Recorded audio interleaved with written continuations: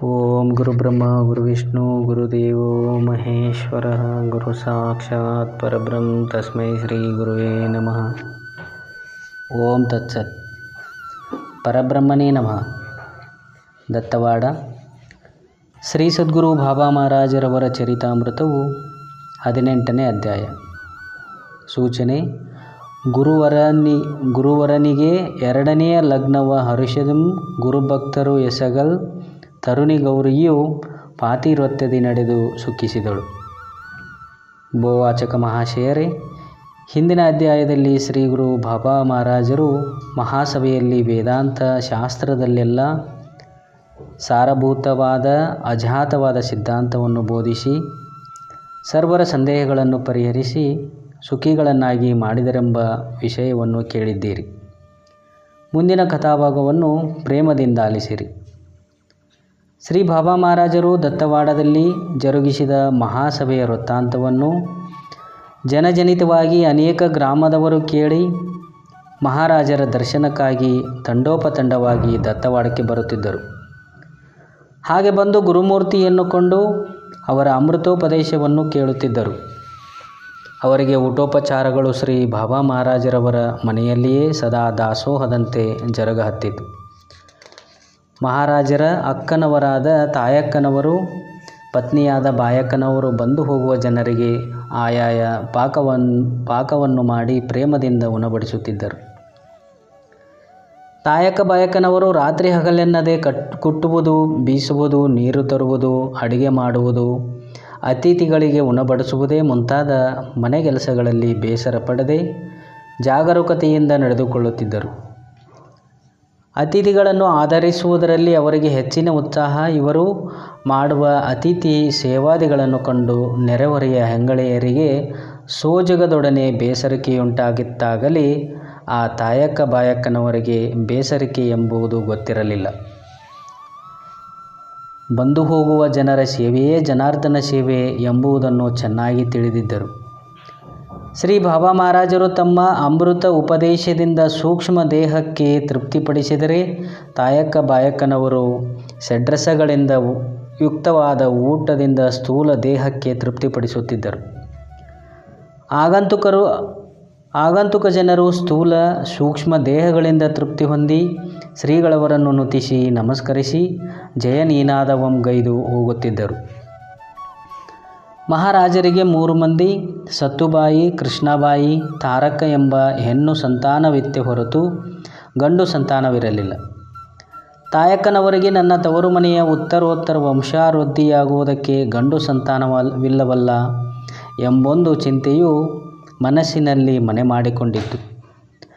ಬಾಯಕ್ಕನ ಮನೋಸಮುದ್ರದಲ್ಲಿಯೂ ಸಹ ನನಗೆ ಪುತ್ರ ಸಂತಾನವಾಗಲಿಲ್ಲವೆಂಬ ಚಿಂತಾ ತರಂಗಗಳು ಬುದ್ಧಾಧಾರಕವಾಗಿ ಏಳುತ್ತಿದ್ದವು. ಅಲ್ಲದೆ ನನ್ನ ಸ್ವಾಮಿಗೆ ಪುತ್ರೋತ್ಪತ್ತಿಯ ದೆಸೆಯಿಂದ 2ನೇ ಲಗ್ನವನ್ನು ಮಾಡಬೇಕೆಂಬ ಯೋಚನಾರೂಪ ಬೀಜವು ಮನೋಭೂಮಿಕೆಯಲ್ಲಿ ಅಂಕುರಿಸಿ ಬೇರು ಬಿಟ್ಟಿತು. ಮತ್ತು ತನ್ನ ಮನಸ್ಸಿನಲ್ಲಿ ಹೀಗೆ ಊಹಿಸಿದಳು: ತನಯರಿಲ್ಲದ ಮನೆಯೂ ವನಜವಿಲ್ಲದ ಕೊಳವು ಜನಪಾಲನಿಲ್ಲ, ದೀಹದೇಶ ಮಂಗಲಮದೆನಿಸುವುದೆಂಬುದು ಶತಸಿದ್ಧ. ಕಮಲಗಳಿಲ್ಲದ ಸರೋವರವು ರಾಜನಿಲ್ಲದ ರಾಜ್ಯವು ಶೋಭಿಸದೆಂಬಂತೆ ಪುತ್ರರಿಲ್ಲದ ಮನೆಯು ಶೋಭಿಸುವುದಿಲ್ಲ ಎಂಬ ನೀತಿಕಾರರ ವಚನವು ಸತ್ಯವಾದುದು. ನನ್ನ ಸ್ವಾಮಿಗೆ 2ನೇ ಲಗ್ನವನ್ನಾದರೂ ಖಂಡಿತವಾಗಿ ಮಾಡಲೇಬೇಕು ಎಂದು ತನ್ನಲ್ಲಿ ತಾನೇ ಯೋಚಿಸುತ್ತಿದ್ದಳು. ಒಂದು ದಿವಸ ಬೆಳಗಾವಿ ಜಿಲ್ಲಾ ಚಿಕ್ಕೋಡಿ ತಾಲೂಕಿಗೆ ಸೇರಿದ ಗಳತಗಿ ಎಂಬ ಗ್ರಾಮದಲ್ಲಿರುವ ಲಿಂಗನಗೌಡರು ಶ್ರೀ ಬಾಬಾ ಮಹಾರಾಜರವರ ಕೀರ್ತಿ ವಿಶೇಷಗಳನ್ನು ಕೇಳಿ ಅವರ ದರ್ಶನಾರ್ಥ ದತ್ತವಾಡಕ್ಕೆ ಬಂದರು. ಶ್ರೀಗಳವರನ್ನು ಕಂಡು ನಮಸ್ಕರಿಸಿ ಆಗ ಅಲ್ಲಿ ನಡೆಯುವ ಶಾಸ್ತ್ರ ಪ್ರವಚನವನ್ನು ಕೇಳುತ್ತಾ ಕುಳಿತರು. ಪ್ರವಚನವು ಪೂರ್ತಿಯಾದ ನಂತರ ಲಿಂಗನಗೌಡರ ಊಟೋಪಚಾರಗಳು ನಡೆದವು. ಲಿಂಗನಗೌಡರು ತಾಯಕ್ಕ ಬಾಯಕ್ಕನವರ ಸೇವಾ ಸತ್ಕಾರ್ಯಗಳಿಗೆ ಸಂತಸ ಪಡುತ್ತಾ ಬಾಯಕ್ಕನವರಿಗೆ ಪುತ್ರರು ಎಷ್ಟು ಜನರೆಂದು ಕೇಳಿದರು. ಲಿಂಗನಗೌಡರ ಪ್ರಶ್ನೆಗೆ ಪುತ್ರ ಸಂತಾನವಿಲ್ಲ, 3 ಮಂದಿ ಹೆಣ್ಣು ಮಕ್ಕಳು ಮಾತ್ರ ಉಂಟು ಎಂದು ತಾಯಕ್ಕನವರು ಉತ್ತರಿಸಿದರು. ಬಾಯಕ್ಕನವರು ನಮ್ಮ ಸ್ವಾಮಿಗಳಿಗೆ ಪುತ್ರ ಸಂತಾನದ ದೆಸೆಯಿಂದ 2ನೇ ಲಗ್ನ ಮಾಡಬೇಕೆಂದು ನಾನು ಯೋಚಿಸುತ್ತಿದ್ದೇನೆ. ತಮ್ಮ ಮನೆಯಲ್ಲಿ ಕೊಡುವ ಕನ್ಯೆಗಳಿದ್ದರೆ ತಿಳಿಸಿರೆಂದು ಆದರಪೂರ್ವಕ ಕೇಳಿದಳು. ಅದಕ್ಕೆ ಲಿಂಗನಗೌಡರು, ನನಗೆ ಗೌರಾಬಾಯಿ, ಗಂಗಾಬಾಯಿ ಎಂಬ ಇಬ್ಬರು ಹೆಣ್ಣು ಮಕ್ಕಳು, ವೀರನಗೌಡ, ಮಲ್ಲನಗೌಡ ಎಂಬ ಇಬ್ಬರು ಗಂಡು ಮಕ್ಕಳು ಇದ್ದಾರೆ. ಹೆಣ್ಣು ಮಕ್ಕಳನ್ನು ಇನ್ನೂ ಯಾರಿಗೂ ಕೊಟ್ಟಿಲ್ಲ. ಹಿರಿಯ ಮಗಳಾದ ಗೌರಾಬಾಯಿಯು ಪ್ರಾಪ್ತ ವಯಸ್ಕಳಾಗಿರುತ್ತಾಳೆ. ಶ್ರೀ ಬಾಬಾ ಮಹಾರಾಜರಿಗೆ ಒಪ್ಪಿಗೆಯಾದರೆ ನಾನು ಪುತ್ರಿಯನ್ನು ಕೊಡಲು ಸಿದ್ಧನಿದ್ದೇನೆ ಎಂದು ಹೇಳಿದನು. ಆ ಮಾತುಗಳನ್ನು ಕೇಳಿ ಬಾಯಕ್ಕನು ಸಂತಸಿಸಿದಳು. ತಾಯಕ್ಕನಿಗೂ ಆನಂದವೇ ಆಯಿತು. ಅಲ್ಲಿದ್ದ ಗುರುಭಕ್ತರೆಲ್ಲರೂ ಸಂತೋಷಿಸಿದರು. ಆದರೆ ಶ್ರೀ ಬಾಬಾ ಮಹಾರಾಜರಿಗೆ ಎರಡನೇ ವಿವಾಹವಾಗಲು ಸಮ್ಮತಿಸುವವರ್ಯಾರೆಂಬ ಪ್ರಶ್ನೆಯೂ ಹೊರಟಿತು. ತಾಯಕ್ಕನವರು, ನನ್ನ ತಮ್ಮನಿಗೆ ನಾನು ಹೇಳಿ ಎರಡನೇ ವಿವಾಹಕ್ಕೆ ಸಮ್ಮತಿ ಪಡುವ ಹಾಗೆ ಮಾಡುತ್ತೇನೆಂದು ಹೇಳಿದರು. ಅಲ್ಲಿದ್ದ ಕೆಲವು ಜನ ಗುರುಭಕ್ತರು, ನಾವು ಮಹಾರಾಜರಿಗೆ ಹೇಳಿ ಪುನರ್ವಿವಾಹಕ್ಕೆ ಒಪ್ಪಿಸುತ್ತೇವೆ ಎಂದು ಹೇಳಿದರು. ಹೀಗೆ ಅವರವರಲ್ಲಿಯೇ ತೀರ್ಮಾನಿಸಿಕೊಂಡು ಈ ಸಂಗತಿಯನ್ನು ಶ್ರೀಗಳವರಿಗೆ ತಿಳಿಸಿ ದ್ವಿತೀಯ ವಿವಾಹಕ್ಕೆ ತಾವು ಸಮ್ಮತಿಯನ್ನಿಯಬೇಕೆಂದು ಕೇಳಿಕೊಂಡರು. ಮತ್ತು ಪುತ್ರ ಸಂತಾನವಾದರೆ ವಂಶವೃಕ್ಷವೂ ವಿಶಾಲವಾಗುವುದೆಂದು ತಿಳಿಸಿದರು. ಅದಕ್ಕೆ ಶ್ರೀ ಬಾಬಾ ಮಹಾರಾಜರು ಇಂತೆಂದರು, ಪುತ್ರರು ನನಗಿಲ್ಲೆಂಬುವ ದೆತ್ತನದಿ ಮಾತು ಭಕ್ತಜನರೇ, ನನಗಂ ಪುತ್ರರು ತಾನಾಗಿರುತ್ತಿರೆ ಪುತ್ರರನಂ ಬೇರೆ ಬಯಸಿ ಬಾಳುವುದು ನಿಷ್ಠಂ. ಎಲೆ ಭಕ್ತರೇ, ನೀವೆಲ್ಲರೂ ನನ್ನ ನೆಚ್ಚಿನ ಪುತ್ರರಾಗಿದ್ದೀರಿ. ಹೀಗಿದ್ದು ನನಗೆ ಪುತ್ರ ಸಂತಾನವಿಲ್ಲವೆಂತಲೂ ಆ ಪುತ್ರ ಸಂತಾನಕ್ಕಾಗಿ ಎರಡನೇ ಲಗ್ನವನ್ನು ಮಾಡಿಕೊಳ್ಳಿರೆಂತಲೂ ನೀವು ಹೇಳುವುದು ನನಗೆ ಸಮ್ಮತವಾಗಿ ತೋರುವುದಿಲ್ಲ ಎಂದು ಹೇಳಿದರು. ಆಗ ತಾಯಕ್ಕನು ಸಲುಗೆಯಿಂದ, ತಮ್ಮ ಬಾಬಣ್ಣ, ನೀನು ಹೇಳುವ ಮಾತುಗಳೆಲ್ಲವೂ ನಮಗೆ ಗೊತ್ತಾಗಿವೆ. ಭಕ್ತರೆಲ್ಲರೂ ಪುತ್ರರೆಂಬುವುದು ನಿಜವಾದ ಮಾತಾದರೂ ಮನೆತನದ ವ್ಯವಹಾರವನ್ನು ಜರುಗಿಸಿಕೊಂಡು ಹೋಗುವುದಕ್ಕೆ ಆ ಭಕ್ತರು ಬರುವುದುಂಟೆ? ಆ ಭಕ್ತರು ನಮ್ಮ ವಂಶೋದ್ಧಾರಕ್ಕೆ ಕಾರಣರಾಗುವುದುಂಟೆ? ನೀನು ವೇದಾಂತದ ಸ್ವಾಮಿ, ನಿನಗೆ ವ್ಯವಹಾರದ ವಿಷಯ ಗೊತ್ತಿಲ್ಲ. ನಾವು ಹೇಳಿದಂತೆ ನೀನು ಕೇಳಲಿಕ್ಕೇ ಬೇಕು. ನೀನು ಮೊದಲೇ ನನ್ನ ತಲೆಯ ಮೇಲೆ ವ್ಯವಹಾರದ ಭಾರವನ್ನು ಇಟ್ಟಿದ್ದೀ. ನಾನು ನನ್ನ ಗಂಡನ ಮನೆತನವನ್ನೆಲ್ಲ ಬದಿಗೊತ್ತಿ ನಿನ್ನ ಮನೆತನದ ಅಭಿವೃದ್ಧಿಗೆ ಬಂದು ಇಲ್ಲಿರುತ್ತೇನೆ. ನಮ್ಮ ಹೆತ್ತ ತಾಯಿಯ ಮರಣ ಕಾಲದಲ್ಲಿ ತಮ್ಮನ ಯೋಗಕ್ಷೇಮಗಳನ್ನು ನೀನು ನೋಡಿಕೊಳ್ಳಬೇಕೆಂದು ಹೇಳಿದ್ದಳು. ಆದ್ದರಿಂದ ನೀನು ನನ್ನ ಮಾತಿಗೆ ಪ್ರತ್ಯುತ್ತರವನ್ನು ಕೊಡಬೇಡ. ನಿನಗೆ ಕನ್ಯೆಯನ್ನು ಕೊಡಲು ಈ ಗಳತಗಿ ಗ್ರಾಮದ ಲಿಂಗನಗೌಡರು ಸಮ್ಮತಿಸಿದ್ದಾರೆ. ನಿನ್ನ ಸತಿಯಾದ ಬಾಯಕ್ಕನು ಎರಡನೇ ವಿವಾಹ ಮಾಡಬೇಕೆಂದು ಅಹರ್ನಿಶ ಯೋಚಿಸುತ್ತಾಳೆ. ಅಲ್ಲದೆ ಮನೆಯಲ್ಲಿ ನಾವಿಬ್ಬರೇ ಇರುವುದರಿಂದ ಆಗಂತುಕರ ಸೇವೆಯು ಆನಂದವಾಗಿ ಜರುಗುವುದಿಲ್ಲ. ನಿನಗೆ ಲಗ್ನವಾದ ಮೇಲೆ ಆ ಎರಡನೇ ಕುಟುಂಬವು ಮನೆಗೆ ಬಂದರೆ ಆಗ ಆಗಂತುಕರ ಸೇವೆಯು ಆನಂದವಾಗಿ ಜರುಗುತ್ತವೆ. ನನಗೆ ಎರಡನೇ ಲಗ್ನವೂ ಬೇಡ, ನನಗೆ ಭಕ್ತರೇ ಮಕ್ಕಳು ಎಂದು ಹೇಳುವ ನಿನ್ನ ವೇದಾಂತದ ಗಂಟು ನಮ್ಮ ಮುಂದೆ ಬಿಚ್ಚಬೇಡ. ನಾನು ಹೇಳಿದಂತೆ ನೀನು ಕೇಳಲೇಬೇಕು ಎಂದು ತಾಯಕ್ಕನವರು ಶ್ರೀಗಳವರನ್ನು ತನ್ನ ಅಧಿಕಾರವಾಣಿಯಿಂದ ಒಪ್ಪಿಸಿದರು. ಆಗಲೇ ಗಳತಗಿ ಲಿಂಗನಗೌಡರ ಹಿರಿಯ ಪುತ್ರಿ ಕನ್ಯಾಮಣಿಯಳಾದ ಗೌರಾಬಾಯಿಯು ಮಹಾರಾಜರಿಗೆ ಅನುರೂಪಳಾದ ವಧುವೆಂದು ನಿಶ್ಚಯಿಸಿ ಲಗ್ನದ ಮಾಸ, ತಿಥಿ, ನಕ್ಷತ್ರವಾರವನ್ನು ಭಕ್ತ ಸಮೂಹದವರು ತೀರ್ಮಾನಿಸಿದರು. ಶ್ರೀ ಲಿಂಗನಗೌಡರು ಭಕ್ತ ಸಮೂಹದವರ ನಿರ್ಣಯದ ಪ್ರಕಾರ ಲಗ್ನ ಸಮಾಚಾರವನ್ನು ತಿಳಿಸಲು ತಮ್ಮ ಗಳತಗಿ ಗ್ರಾಮಕ್ಕೆ ಬಂದು ಪತ್ನಿಯಾದ ಗುರುಸಿದ್ದವನಿಗೂ ಪುತ್ರಿಯಾದ ಗೌರಾಬಾಯಿಗೂ ಮತ್ತು ಬಂಧು ಬಳಗದವರಿಗೂ ಶ್ರುತಪಡಿಸಿದರು. ಗೌರಾಬಾಯಿಯು ಮೊದಲೇ ಶ್ರೀ ಬಾಬಾ ಮಹಾರಾಜರವರ ವೃತ್ತಾಂತವನ್ನು ಜನರ ಮುಖದಿಂದ ಕೇಳಿದ್ದಳು. ಅಂತಹ ಮಹಾಪುರುಷನು ನನಗೆ ಪತಿಯಾಗುತ್ತಾನೆಂದರೆ ನನ್ನ ಸಮಾನ ಪುನೀತರಾರು ಇಲ್ಲವೆಂದು ಹಿಗ್ಗಿದಳು. ಗೌರಾಬಾಯಿಯು ಸರ್ವಶುಭ ಲಕ್ಷಣಗಳಿಂದ ಕೂಡಿದ ಕನ್ಯಾರತ್ನವು, ವೀರಶೈವ ಧರ್ಮಾಚಾರಶೀಲಳು, ಪುರಾಣ ಪುಣ್ಯಕಥೆಗಳನ್ನು ಕೇಳುವುದರಲ್ಲಿ ತುಂಬ ಆಸಕ್ತಿವಂತಳು, ಅತಿಥಿಗಳಲ್ಲಿ ದೈವತ್ವ ಭಾವನೆಯನ್ನಿಟ್ಟವಳು.